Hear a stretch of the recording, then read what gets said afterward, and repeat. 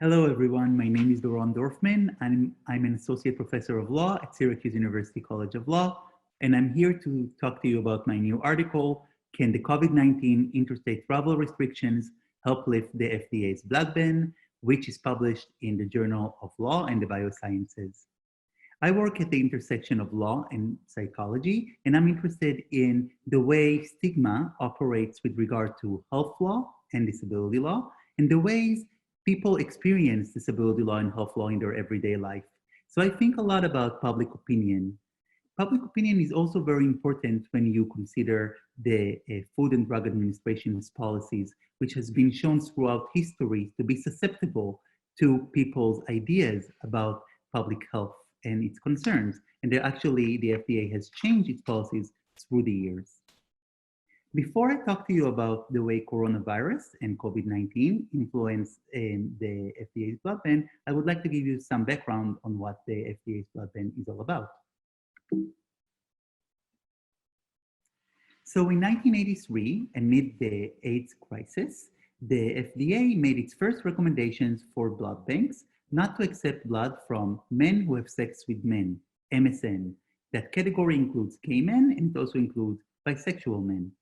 In 1985, 2 years later, the FDA recommended that blood banks indefinitely defer blood donations from MSMs, even if they had sex between men one time since 1977, so 5 years prior. This is a complete ban on getting blood donations from MSMs or MSM. AIDS, as known in those days, was known as the gay cancer. There's a really famous book by Susan Sontag, who's a feminist scholar and philosopher, about the way AIDS stigma was actually reconstructed through the years and how stigmas about cancer when transferred to HIV/AIDS in the 1980s. And that book is called AIDS and Its Metaphors. So the 1980s was a time where there was a strong connection found between sex between men, HIV, and blood transfusions. And to show you this connection, I want to introduce you to Belinda Mason, who testified before Congress before the Americans with Disabilities Act, ADA, was put in place, was enacted.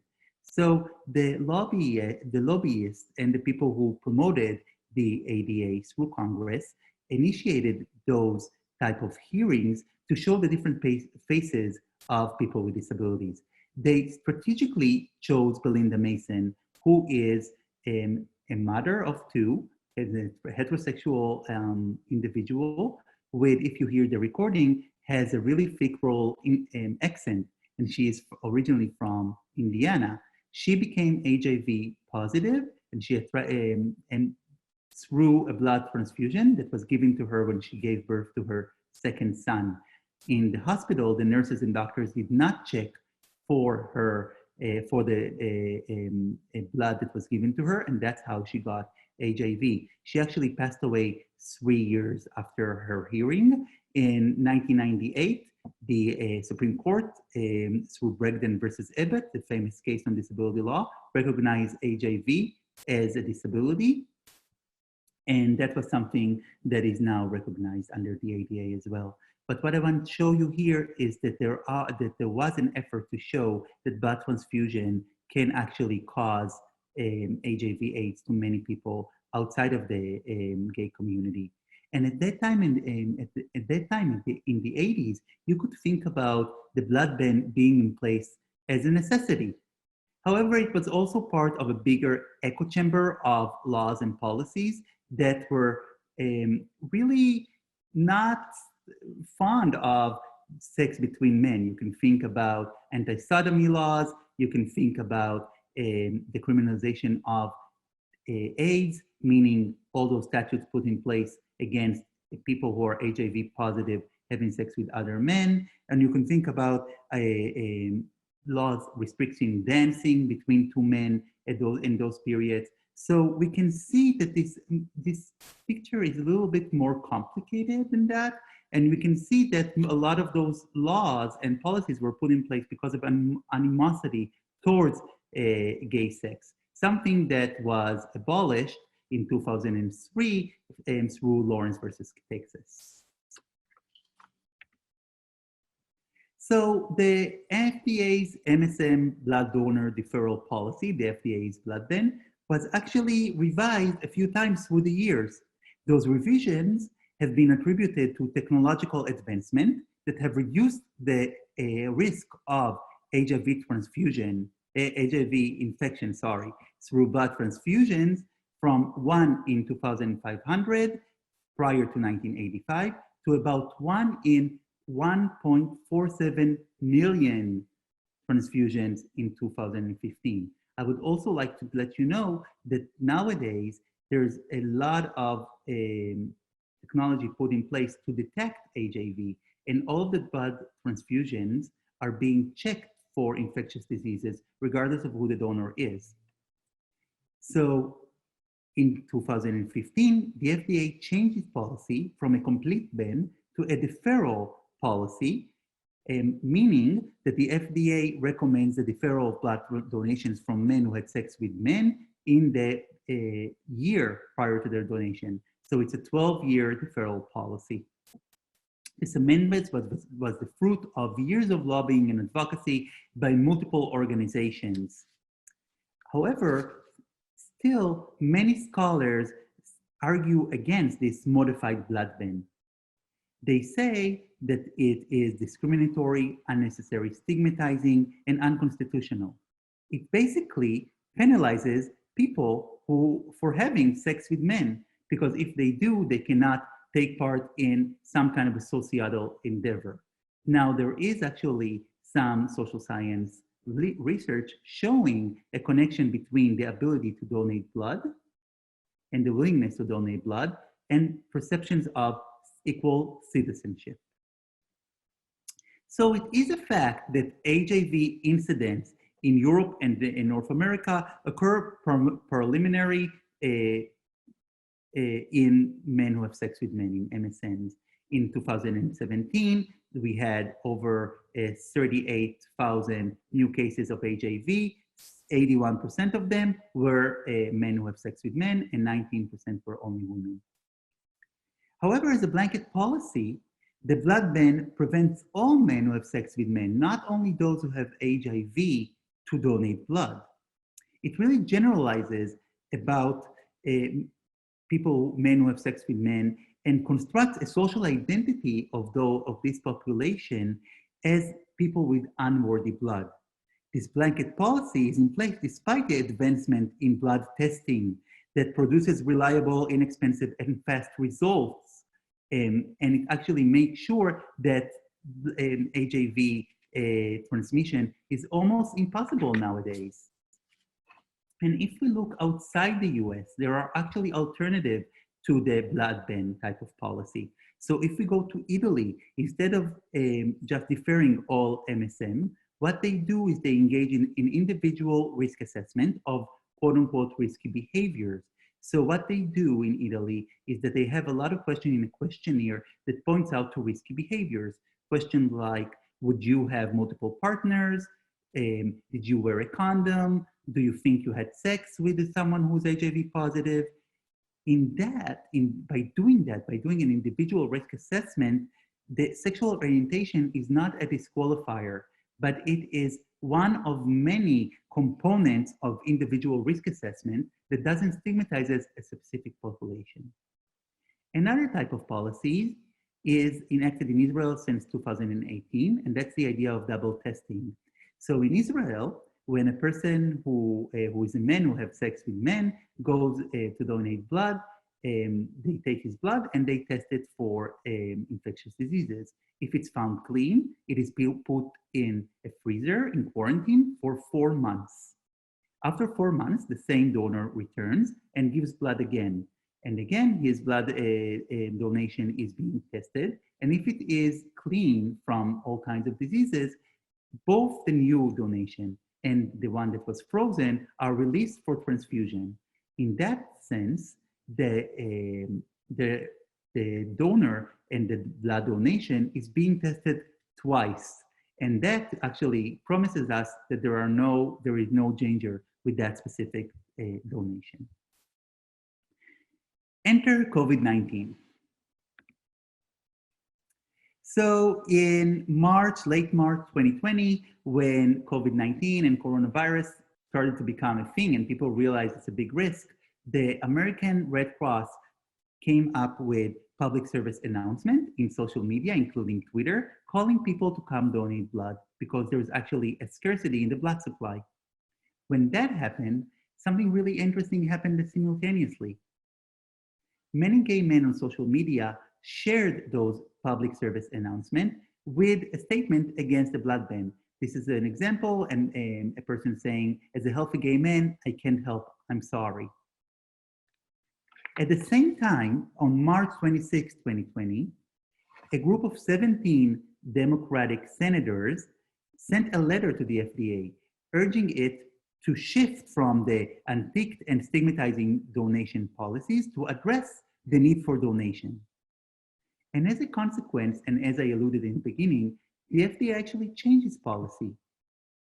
And as of April 2nd, 2020, the FDA issued new recommendation for blood banks, changing the current 1-year deferral for donation from MSN to a 3 months deferral period, meaning MSN can donate blood as long as they acknowledge that they didn't have sex with another man for 3 months prior to their donation. What was more interesting with this is that this policy was put in place immediately, but the FDA also said that after coronavirus is under control and the national emergency is lifted, they will reconsider their policies. They might stay with a 3 months deferral period, or they might change their policy altogether. Around the same time, I was watching the news and I saw another thing happening. So 21 jurisdictions had sought to reduce the number of out-of-state travelers. So they created those policies about travel restrictions. Those travel restrictions, most of the time, or at least with the large number of states, included a restriction of travelers from too hot places. And that is something that President Trump said in one of his TV appearances.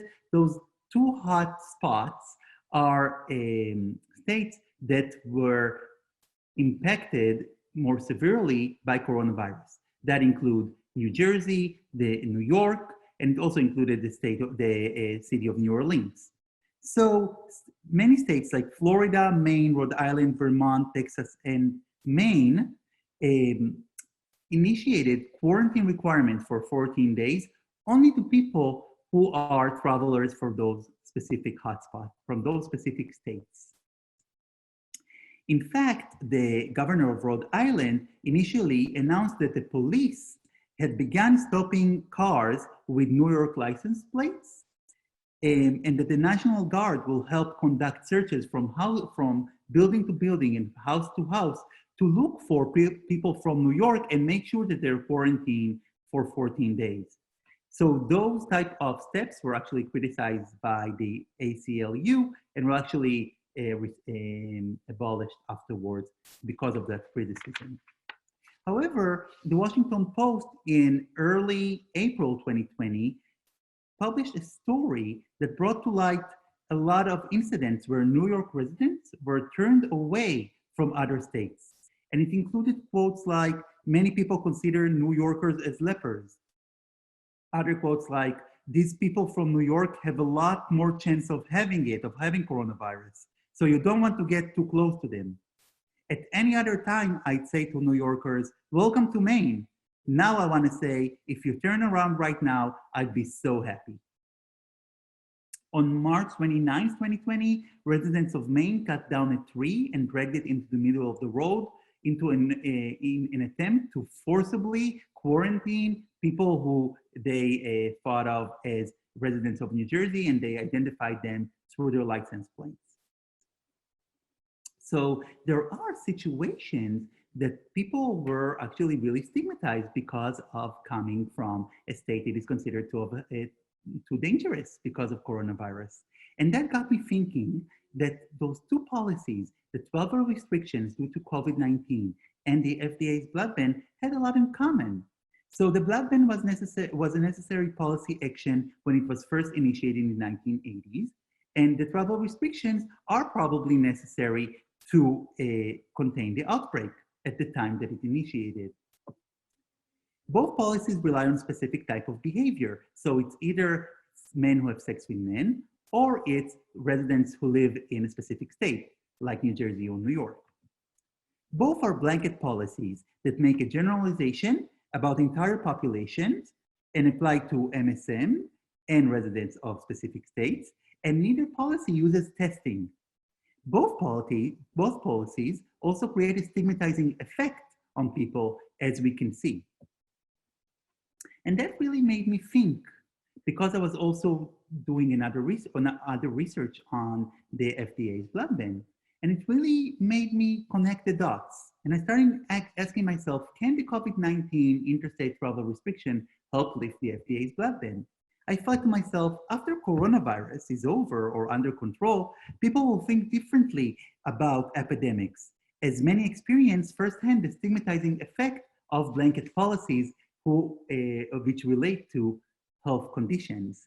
Research on empathy, which I'm familiar with because of my work in law and psychology, and research on empathy and perspective taking has shown that reflecting on personal experience relates to the tendency to take another's perspective.